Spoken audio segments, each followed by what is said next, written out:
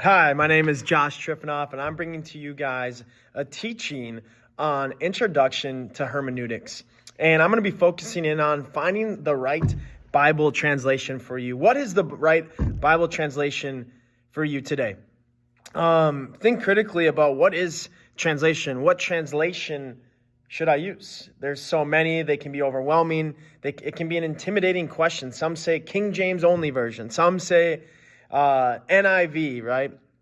And so we have so many different translations that we can choose from in the English language that we have taken from the Greek and Hebrew and Aramaic, and it's been translated to English, and we have so many English translations. For some, this can be a dispute saying we don't actually have the original meaning, the original translation. We don't really know what the original author said, but I am here to dispute that based on some of the findings that I have for you guys today.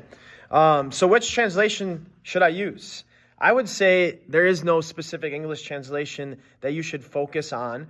I think you should use many English translations. I think all different translations are a beautiful thing, and they're all on a wide spectrum. There is some that are a little translation where it may be more word for word translation from Greek to English, and it's keeping the same order. And then you also should read a functional one. So a functional one is trying to bring more of the meaning rather than keeping the original order from the original Greek. It's bringing us more meaning and context, and it's trying to bring the meaning of the original translation. And so we have a wide spectrum here. When we look at literal translations, you have King James, you have the New King James Version, you have the NRSV, the NASB, the ESV. Then you have some that are in the middle, the NIV, NAB, HCSB, NET, CEB. And then you have the functional equivalents, are the ones that are trying to capture that meaning, the GNT, NLT, CEV, and NCV, and GW. These are all on a spectrum from more formal to more functional. So what is the goal of translation? Is it to be word to word? Is it to have the exact order and word for word translation? I would say no. I believe the goal is to understand the meaning and the proper context of what the original authors were trying to say in the Greek, Hebrew, or Aramaic. Some may say, why do we need translation at all? Just give me the Bible as it is written, right? But if we did that, we'd have some very confused individuals. There is no word for word translation because words have a semantic range. There's no literal one meaning for one word. For example, take the word key. Key can be used to unlock something. Key can be a button. It can be the top of the key on a basketball court. It can be a solution, a musical pitch.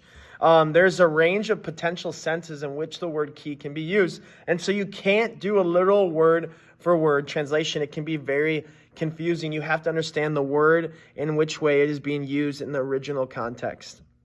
Real translators would actually be fired if they did a literal translation from Greek to Hebrew. Like even when people are translating a message, it's not word for word. They're trying to translate the meaning.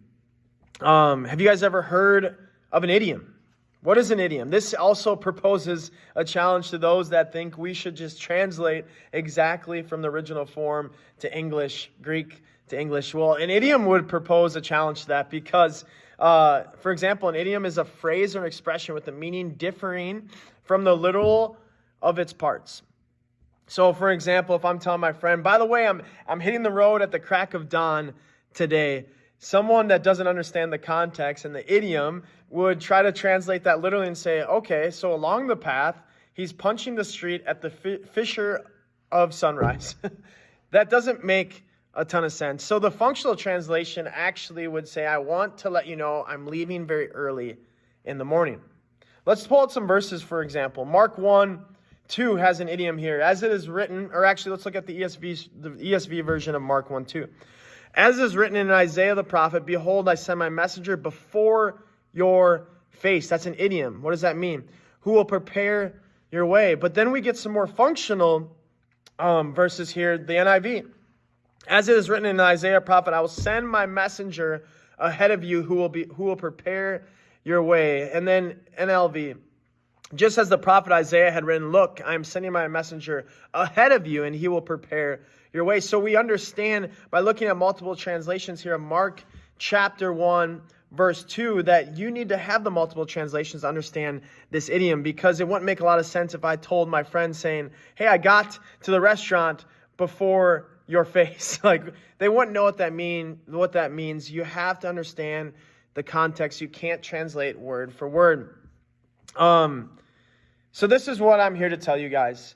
All translations are a beautiful thing. All translations are awesome because you have Greek experts, ton of Greek experts that spend a ton of time giving us our English translations, and we can have confidence in the English translations that we have today that are all the way from the literal forms to functional forms, and we bring them together. It gives us the beautiful original meaning that we're looking for from Greek language to the English language and translations.